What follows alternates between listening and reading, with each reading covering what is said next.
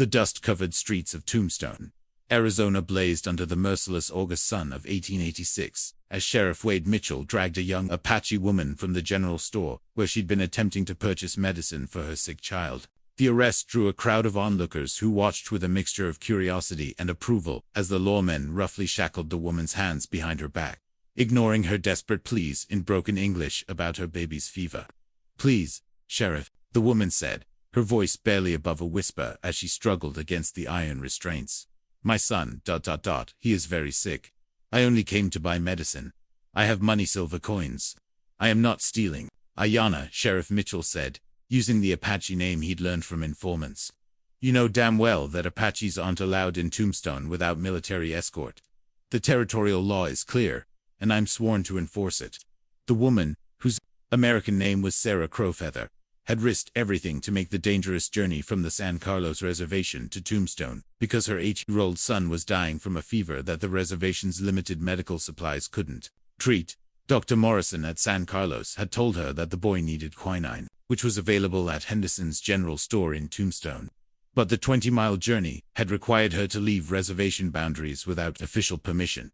Sarah was 26 years old, a widow whose husband had been killed 3 years earlier during the final Apache campaigns, leaving her to raise their son alone in the harsh conditions of the San Carlos reservation. She spoke passable English, having been educated at a mission school before her marriage, and had worked as a translator for the Indian Agency when dealing with Apache families who spoke no English. The crowd that gathered to watch Sarah's arrest included many of Tombstone's prominent citizens, most of whom viewed any Apache presence in their town as a threat to public safety and an affront to the memory of settlers who had died during the Apache Wars.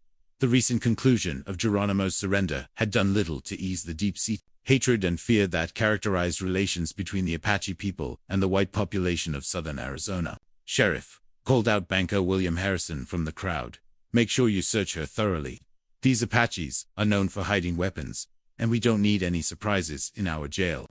Sarah endured the humiliating search with dignity, standing silently as Sheriff Mitchell and his deputy examined her simple cotton dress and the small leather pouch containing the silver coins she'd brought to purchase medicine. The coins, Mexican pesos and American silver dollars, represented months of careful saving from the meager wages she earned doing laundry and mending for other reservation families. "Where did you get this money?" Sheriff Mitchell demanded, holding up the coins as if they were evidence of criminal activity. "Apaches don't earn wages like this on the reservation. I work," Sarah replied simply. "I wash clothes, I sew, I help other families. The Indian agent, Mr. Patterson, he pays me sometimes to translate when families need help understanding the rules." Sheriff Mitchell was skeptical of Sarah's explanation, partly because he couldn't believe that an Apache woman could accumulate such a sum through legitimate work, and partly because admitting the legitimacy of her money would undermine his justification for treating her as a criminal rather than a desperate mother seeking medical care for her child. The legal basis for Sarah's arrest was the Territorial Act of 1885, which required all Apache individuals to remain on designated reservations unless accompanied by military personnel or carrying specific written authorization from the Indian Agency. The law had been passed in response to settler fears about Apache raiders. Despite the fact that organized Apache resistance had essentially ended with Geronimo's surrender earlier that year. This injustice is about to trigger the most incredible confrontation between one man and an entire corrupt system. Hit that like button and subscribe for more amazing true stories about courage that changed history. Sheriff Mitchell, Dr. Henry Morrison, said as he pushed through the crowd. "What exactly is this woman accused of doing?" Dr. Morrison was one of Tombstone's most respected citizens, a physician who had served the community for 8 years and had treated victims of Apache raids as well as soldiers wounded in the Indian campaigns. His intervention on Sarah's behalf surprised many onlookers who expected him to support the sheriff's enforcement of territorial law. "Doc, this Apache woman violated territorial law by leaving the reservation without authorization," Sheriff Mitchell explained. "She was attempting to purchase goods in town, which is prohibited under the Indian control statutes." "What goods was she attempting to purchase?" Dr. Morrison asked. "Medicine," Sarah said before the sheriff could respond. "Quinine for my son. He has fever for 5 days." "Dr. Morrison at San Carlos," he said, "I need quinine or my boy will die." Dr. Morrison studied Sarah's face, recognizing the desperation of a mother whose child was facing a medical emergency. His own experience treating fever victims had taught him that quinine was indeed essential for certain conditions, and that delays in treatment could be fatal, particularly for children. Sheriff Dr. Morrison said, "If this woman's child is suffering from malaria or typhoid fever, quinine could be the difference between life and death. Surely the territorial law has provisions for medical emergencies." "The law is the law, Doc," Sheriff Mitchell replied. "If we start making exceptions, pretty soon every Apache in the territory will be claiming medical emergencies to leave the reservation." Sarah was locked in Tombstone's jail, a small stone building behind the courthouse that had been designed to hold drunks and petty criminals for short periods. The cell was stifling in the August heat, with no ventilation except for a small barred window that provided little relief from the temperature that regularly exceeded 110 degrees during the day. As Sarah sat on the narrow wooden bench that served as both chair and bed, she thought about her son, little Wolf, who had been growing weaker each day, despite her efforts to treat his fever with traditional Apache remedies. The boy's temperature had been rising when she left the reservation, and she knew that every hour of delay reduced his chances of survival. The jail's conditions were deliberately harsh, designed to discourage criminal behavior through the prospect of uncomfortable imprisonment. Sarah was given a single cup of water at midday and a bowl of thin soup in the evening, while the stone walls radiated heat that made sleep nearly impossible during the desert nights. But Sarah's greatest suffering came not from physical discomfort, but from the knowledge that her son was dying while she remained trapped in a cell, unable to return with the medicine that could save his life. She had violated territorial law out of maternal desperation, and now that law was preventing her from fulfilling her role as a mother and protector. On her second day in jail, Sarah received a visit from Father Miguel Rodriguez, the Catholic priest who served Tombstone's Mexican and Indian population. Father Rodriguez had heard about Sarah's arrest and had come to offer spiritual comfort and to learn more about her circumstances. "My daughter," Father Rodriguez said in Spanish, which Sarah understood better than English. "Tell me about your son's condition." Sarah explained little Wolf's symptoms and the progression of his illness, describing the fever, chills, and delirium that had convinced Dr. Morrison at San Carlos that the boy needed quinine treatment. Father Rodriguez had seen similar cases during his years of ministry and understood that Sarah's assessment of her son's condition was probably accurate. "Father," Sarah said, "how long will they keep me here? My son needs me. He needs the medicine." "I don't know, my daughter," Father Rodriguez replied honestly. "The territorial law is clear about Apaches leaving the reservation, but I believe there may be people who will help us find a solution." Father Rodriguez was referring to a small group of Tombstone citizens who had begun questioning the fairness and humanity of laws that prevented Apache mothers from seeking medical care for their children. This group included Dr. Morrison, schoolteacher Margaret O'Brien, and several business owners who believed that basic human decency should override racial prejudice when children's lives were at stake. But the most significant advocate for Sarah would prove to be someone that none of Tombstone's residents expected: a rancher, whose own experiences with injustice had taught him to recognize it in others, and whose resources and determination would soon challenge everything the town thought it knew about power, justice, and the courage required to stand up for what's right. As Sarah spent her third night in the stifling jail cell, praying for her son's survival and her own deliverance, she had no way of knowing that news of her arrest had already reached someone who possessed both the means and the moral conviction to challenge the entire system that had imprisoned her for the crime of being a loving mother. The unlikely champion 40 miles northeast of Tombstone, at the sprawling Double Eagle Ranch that covered 12,000 acres of prime grazing land along the Dragoon Mountains. Rancher Benjamin "Ben Blackwood received news of Sarah Crow Feather's arrest through channels that most people would have found surprising.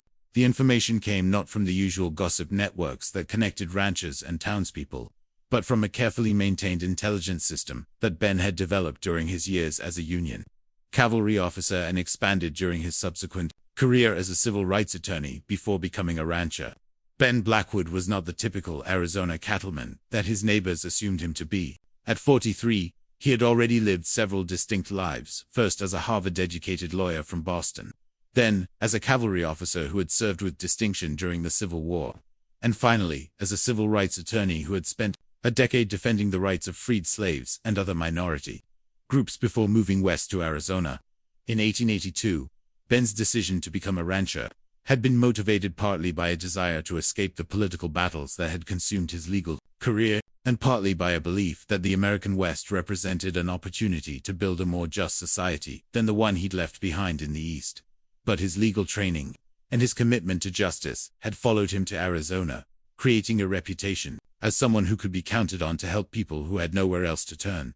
The Double Eagle Ranch was one of the most successful operations in southeastern Arizona, employing 47 full-time workers and maintaining herds of cattle and horses that were sold throughout the Southwest and in California markets. But what made Ben's ranch unusual was the diversity of its workforce, which included Mexican vaqueros, Apache scouts, Chinese immigrants, and former slaves, all of whom were paid the same wages and treated with the same respect regardless of their ethnic background. The news of Sarah's arrest reached Ben through Miguel Santos, his foreman, whose network of contacts throughout the Mexican and Indian communities made him aware of injustices that often went unnoticed by the white population. Miguel had served with Ben during the Apache campaigns and understood both his employer's legal expertise and his commitment to defending the rights of minority groups.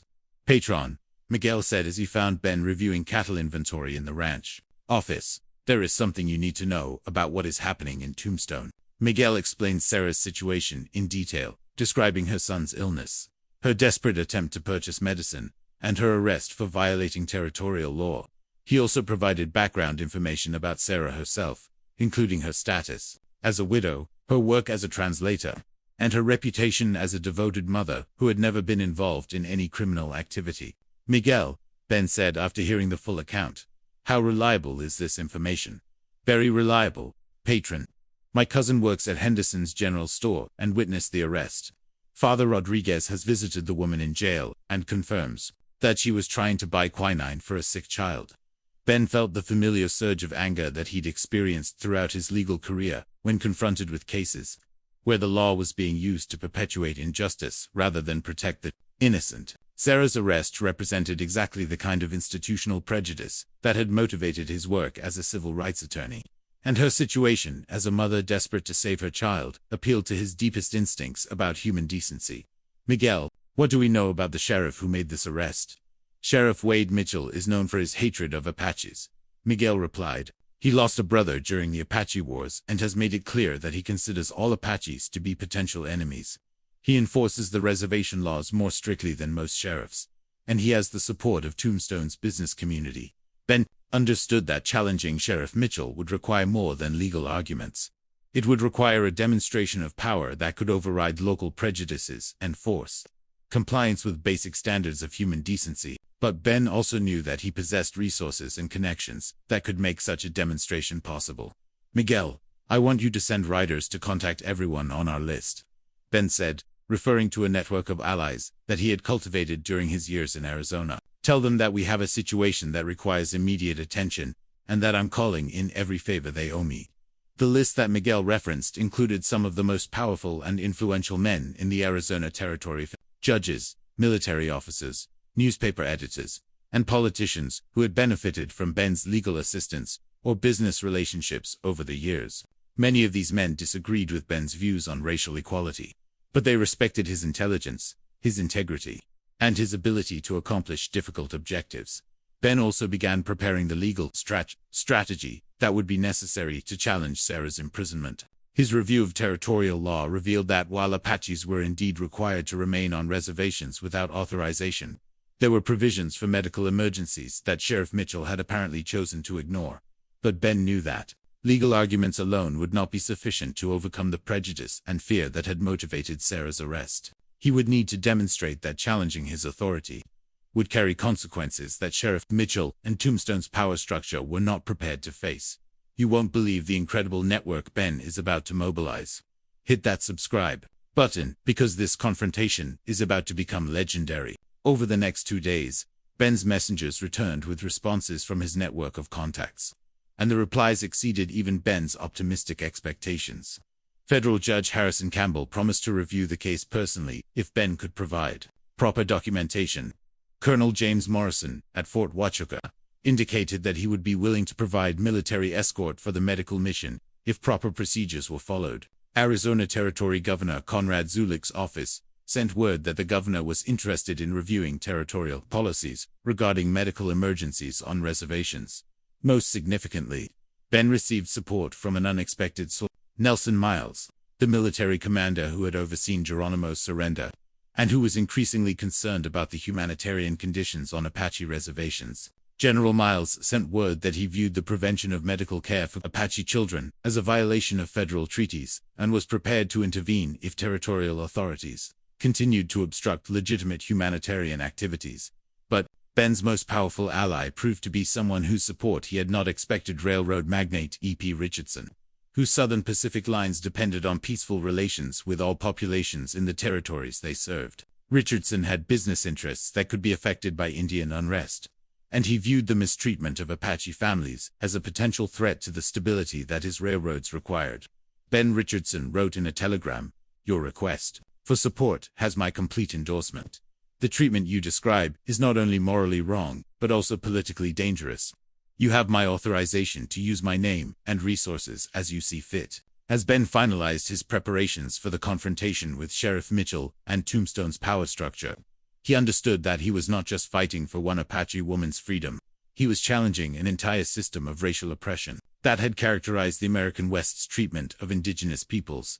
The army that Ben would bring to Tombstone would consist not of soldiers, but of influential men whose combined power could override local prejudices and force compliance with basic standards of human decency. It would be a demonstration that justice, when backed by sufficient authority and determination, could triumph over fear and hatred. On the morning of August 15, 1886, Ben Blackwood mounted his horse and rode toward Tombstone, followed by a procession of carriages and riders that would soon transform a simple case of racial injustice into a confrontation that would be remembered throughout the Arizona Territory as the day when power was used to protect the powerless, rather than oppress them. The gathering storm. Ben Blackwood's arrival in Tombstone on the afternoon of August 15th was unlike anything the desert town had ever witnessed. Instead of the single rider that Sheriff Mitchell might have expected, Ben led a procession of 12 carriages and 30 mounted men that represented the most powerful political, military, and economic forces in the Arizona Territory. The procession was led by Ben himself, riding a magnificent black stallion and wearing the formal attire of a gentleman lawyer, rather than the rough clothing typical of frontier ranchers. Behind him rode Federal Judge Harrison Campbell, resplendent in his judicial robes and accompanied by 2 federal marshals, who carried the authority to override any local law enforcement decisions. Colonel James Morrison from Fort Huachuca brought a contingent of 12 cavalry soldiers, whose presence indicated that this was a matter of federal, rather than merely territorial concern. But perhaps most impressive to the gathering crowd of Tombstone citizens was the presence of railroad magnate E.P. Richardson, whose economic influence extended throughout the Southwest, and whose support for Ben's mission indicated that powerful business interests were aligned against the town's treatment of Sarah Crowfeather. As the procession made its way down Tombstone's main street, drawing crowds of curious onlookers from every building and business, Ben could see Sheriff Mitchell emerging from the courthouse with several deputies, all of them obviously bewildered by the show of force that had arrived to challenge their authority. The confrontation began when Ben dismounted in front of the jail and approached Sheriff Mitchell with the formal bearing of someone accustomed to courtroom proceedings and high-stakes negotiations. "Sheriff Mitchell," Ben said in a voice that carried clearly to the assembled crowd, "I am Benjamin Blackwood, attorney at law, and I am here to discuss the case of Sarah Crowfeather, who is being held in your jail." "Mr. Blackwood," Sheriff Mitchell replied, his voice betraying nervousness at the impressive array of authority that Ben had brought with him, "I don't know what your interest is in this matter, but Sarah Crowfeather was lawfully arrested for violating territorial statutes regarding Apache movement off reservations." "Sheriff," Federal Judge Campbell interjected, stepping forward to establish his authority in the proceedings. "I am Judge Harrison Campbell of the Federal District Court for Arizona Territory. I have reviewed the circumstances of Mrs. Crowfeather's arrest, and I have serious concerns about whether proper legal procedures were followed." Judge Campbell's intervention transformed what might have been a simple confrontation between Ben and the local sheriff into a federal review of territorial law enforcement practices. His presence indicated that Sarah's case had attracted attention at the highest levels of territorial government, and that Sheriff Mitchell's authority was being questioned by officials who could override his decisions. "Your Honor," Sheriff Mitchell said, clearly struggling to maintain his composure in the face of unexpected federal scrutiny. I was enforcing territorial law as written. Apaches are not permitted to leave reservations without proper authorization, and this woman had no such authorization. Sheriff, Colonel Morrison added, I have reviewed the relevant military orders and federal treaties, and I find no provision that prohibits Apache individuals from seeking medical care for family members during emergency situations. In fact, federal policy explicitly protects the right of all reservation residents to access necessary medical treatment. Colonel Morrison's statement carried particular weight because military authorities had primary responsibility for Apache affairs under federal law, and his interpretation of policy could override territorial statutes that conflicted with federal regulations. But the most dramatic moment of the confrontation came when E.P. Richardson stepped forward to address not just Sheriff Mitchell, but the entire crowd of Tombstone citizens who had gathered to witness the proceedings. Ladies and gentlemen, Richardson announced in a voice that commanded attention, I represent business interests that depend on peaceful and just relations with all populations in this territory. The treatment of Mrs. Crowfeather represents exactly the kind of injustice that threatens the stability and prosperity of our communities. Richardson's involvement sent a clear message to Tombstone's business community that continuing to support Sheriff Mitchell's actions could have negative economic consequences. As one of the most powerful businessmen in the Southwest, Richardson's opposition carried the implicit threat of reduced investment and business opportunities for any community that failed to meet his standards of decent treatment for all residents. The legal arguments that followed were conducted in front of the assembled crowd, creating a public trial of sorts that allowed Tombstone citizens to witness the systematic dismantling of Sheriff Mitchell's justifications for Sarah's arrest. Ben presented evidence that territorial law included provisions for medical emergencies that Sheriff Mitchell had chosen to ignore. Judge Campbell confirmed that federal treaties guaranteed Apache families access to medical care, and that territorial laws could not override federal guarantees. Colonel Morrison testified that military authorities viewed the prevention of medical care as a violation of federal policy regarding reservation management. But the most compelling testimony came from Dr. Morrison, who had examined Sarah and confirmed that her son's condition was indeed critical, and that quinine was essential for his survival. Your Honor, Dr. Morrison told Judge Campbell, I have treated similar cases, and I can confirm that delays in treatment for this type of fever can be fatal, particularly in children. Mrs. Crowfeather's actions were those of a desperate mother, trying to save her child's life, not those of a criminal violating territorial law. As the legal proceedings continued, Ben noticed that the crowd's mood was beginning to shift. Initially, many Tombstone citizens had supported Sheriff Mitchell's enforcement of laws designed to keep Apaches confined to reservations. But the presence of such high-level authority figures and the compelling evidence of Sarah's legitimate medical emergency was causing some townspeople to question whether justice was being served. The turning point came when Father Rodriguez brought Little Wolf, Sarah's son, to the courthouse. The boy was obviously ill, running a high fever, and barely able to stand without support. His condition provided visual evidence of the medical emergency that had motivated Sarah's desperate journey to Tombstone.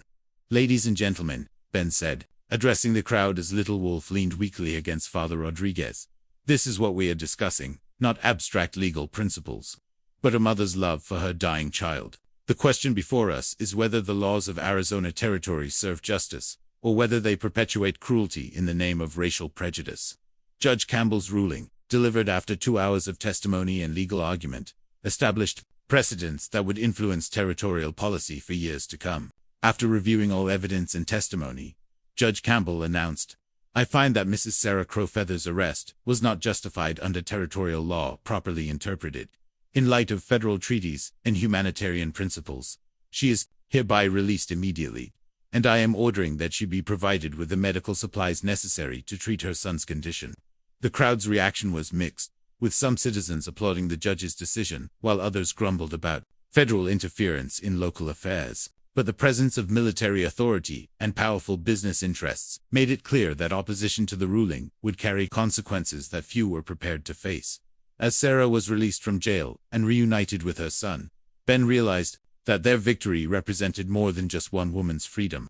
It was a demonstration that justice could triumph over prejudice, when people of good will were willing to use their power and influence to protect the vulnerable.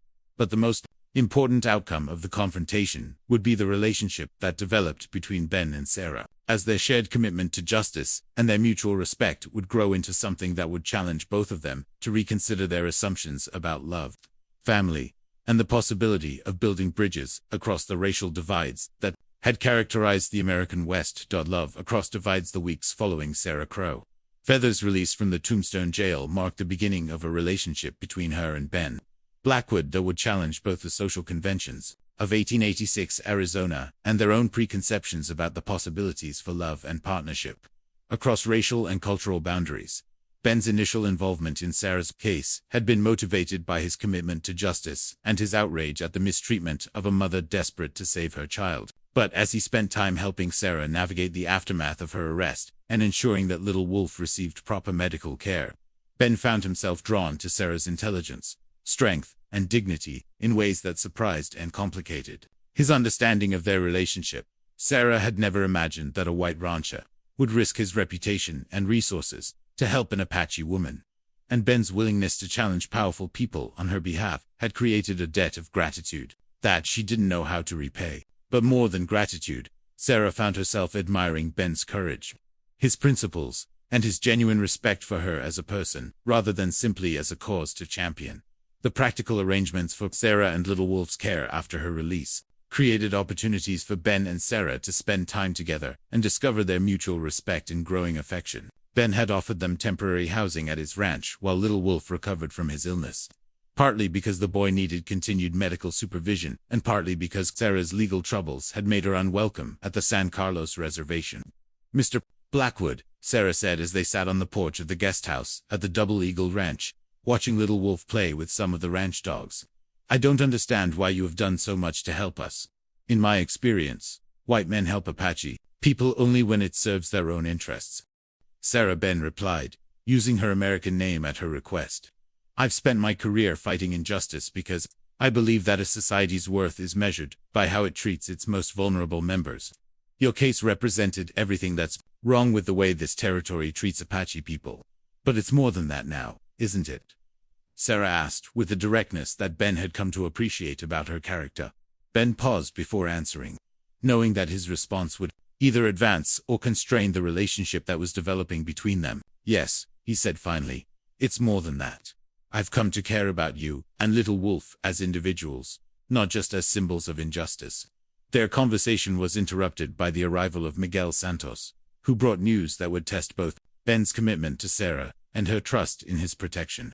The territorial government, pressured by business interests and federal authorities, had decided to review all cases involving Apache arrests for reservation violations. Sarah's case had become a precedent that was attracting attention throughout the Southwest. "Patron," Miguel said, "there are people coming from as far away as California to study what happened in Tombstone. Some are saying that you have started something that will change how Apache people are treated throughout the territory." Ben understood that their personal relationship was developing in the context of broader social and political changes that would affect both their lives and the lives of thousands of Apache people throughout the Southwest. But he also realized that their growing feelings for each other created complications that extended beyond legal and political considerations. The major test of their relationship came when Ben's former colleagues in Boston learned about his involvement with Sarah and expressed concerns about how his association with an Apache woman might affect his reputation and future opportunities. This love story is about to face the ultimate test from society itself. Hit that subscribe button, because you won't believe how this incredible couple overcomes impossible odds. "Ben," wrote his former law partner, Charles Morrison, "your work defending Indian rights is admirable, but your personal association with this Apache woman is causing concern among people who might otherwise support your causes. You need to consider whether your personal feelings are undermining your ability to help the very people you're trying to protect." Ben's response to Morrison's letter reflected both his growing love for Sarah and his understanding that their relationship represented a challenge to everything that conventional society believed about racial boundaries and appropriate relationships. "Charles," Ben wrote in reply, "my relationship with Sarah Crowfeather is based on mutual respect, shared values, and genuine affection. If supporting those principles costs me the approval of people who judge relationships based on racial prejudice rather than character, then I consider that a price worth paying."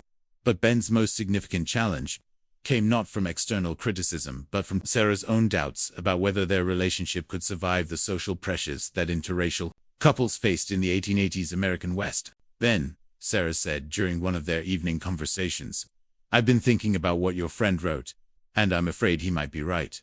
If people see you with an Apache woman, they might stop listening to your arguments about justice and fairness."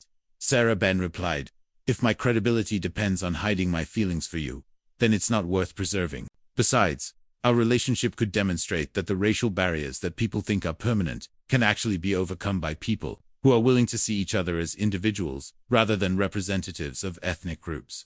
Their decision to formalize their relationship through marriage required careful planning and consideration of legal obstacles that most couples never encountered. Territorial law did not explicitly prohibit interracial marriage, but social custom and practical considerations made such unions extremely difficult to arrange and maintain. The ceremony took place at the Double Eagle Ranch in the spring of 1887, officiated by Father Rodriguez and witnessed by a carefully selected group of friends and allies who supported both the legal precedent and the personal commitment that Ben and Sarah were making. Little Wolf, who had recovered completely from his illness and had come to view Ben as a father figure, served as ring-bearer during the ceremony that legally united his mother with the man who had saved both their lives. "Today we witness not just the union of two people who love each other," Father Rodriguez said during the ceremony, "but the creation of a family that represents hope for a future where love transcends the artificial barriers that divide human beings from one another." The marriage created the first legally recognized union between a white rancher and an Apache woman in Arizona Territory, establishing precedents that would influence territorial policy regarding interracial relationships and challenging assumptions about the permanence of racial boundaries in the American West.